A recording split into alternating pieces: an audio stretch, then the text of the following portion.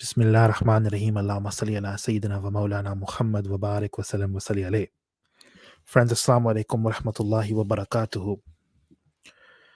These days, there's a lot of excitement in the media regarding the resumption of nuclear talks between the United States, some of its European allies, and the so called Islamic Republic of Iran. Now, the reason I say so called is because, from our Sunni Islamic perspective, the regime in Iran is totally un-Islamic.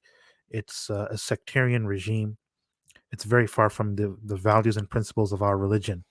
And so, although they claim to be an Islamic republic, I do not consider them Islamic in the least. And I believe that these nuclear talks are totally a bad idea.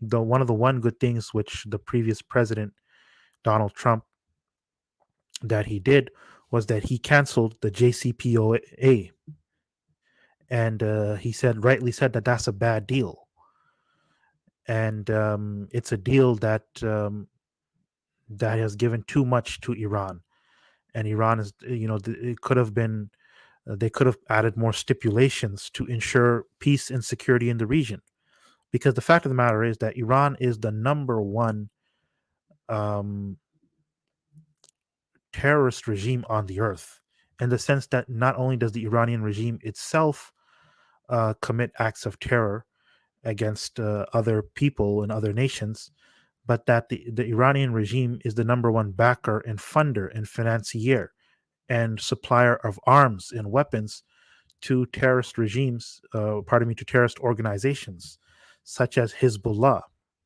such as Hamas, such as the Houthis in Yemen, such as the radical militias in Iraq. And this is a fact, and this is what they openly acknowledge this fact, the Iranian regime. And for example, one of the great things which Donald Trump did, aside from canceling the JCPOA, he tightened sanctions upon the Iranian regime, and he had one of their generals named Qasem Soleimani neutralized. And I think that was a very, very great thing, because this individual, Qasem Soleimani, while he was alive, I was actually fearing that this is going to be like, perhaps the Antichrist himself, that he is such a dangerous person and such an evil person. And he's definitely going to play a major role in the end times. But, Donald Trump had the guy neutralized. And we saw the painful reaction by the Iranian government and people to Qasem Soleimani's assassination. I wouldn't say it's an assassination. I would say it was a just neutralization of a terrorist. That their reaction proves that this hit them hard and this hurt them, and I am very glad for that. So now the Democratic Party, in terms of foreign policy, they are totally clueless, and this current president, Joe Biden, he's a clueless individual. He's an idiot, to be honest with you. He's so extremely old, number one, and he has no idea what he's doing. And his policy seems to be, just oppose whatever Trump did. And so now you see that he wants to resume the nuclear talks with Iran. Again, for what does the United States get out of it? Because if they say, well, this will prevent Iran from becoming a nuclear armed state. First of all, how can we be sure about that? Iran, could still actually become a nuclear armed state if they're not already are. They just need to they just need to kind of declare it, and who knows, they may already be so. The other thing is that it's not necessary to have this kind of a deal to prevent them from becoming a nuclear armed state. If there is a real fear that, they're on the verge of becoming a nuclear power, to having capability of possessing nuclear weapons, then right before that moment, they should be attacked. They should be attacked by the United States of America in cooperation with some of their allies in the Middle East, notably the State of Israel, some of the Arab states as well.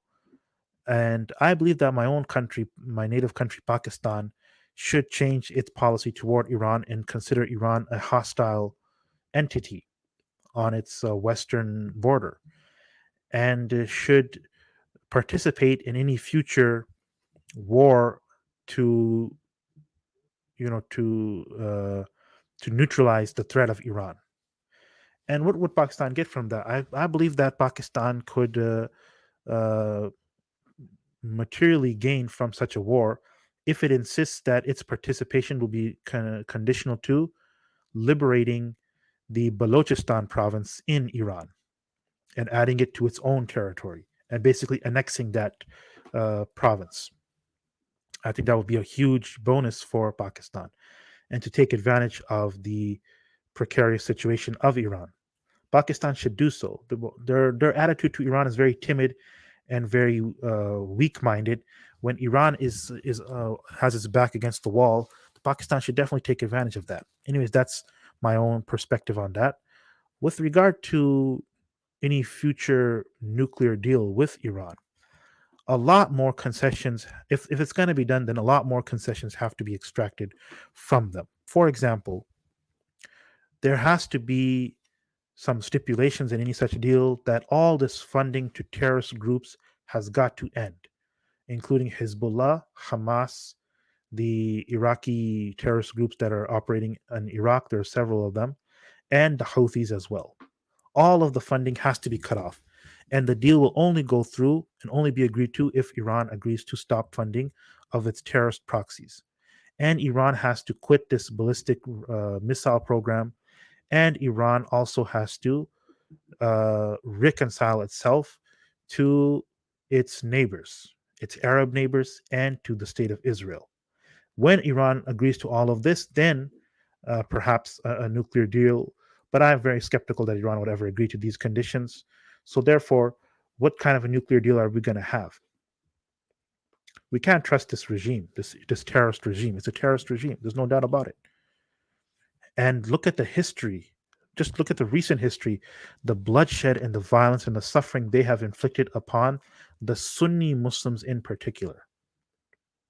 The Sunni Muslims in Iraq, the Sunni Muslims in Lebanon, the Sunni Muslims in Syria, the Sunni Muslims in Yemen, all have suffered directly as a consequence of the terrorist regime of Iran. Until next time, Assalamu alaikum.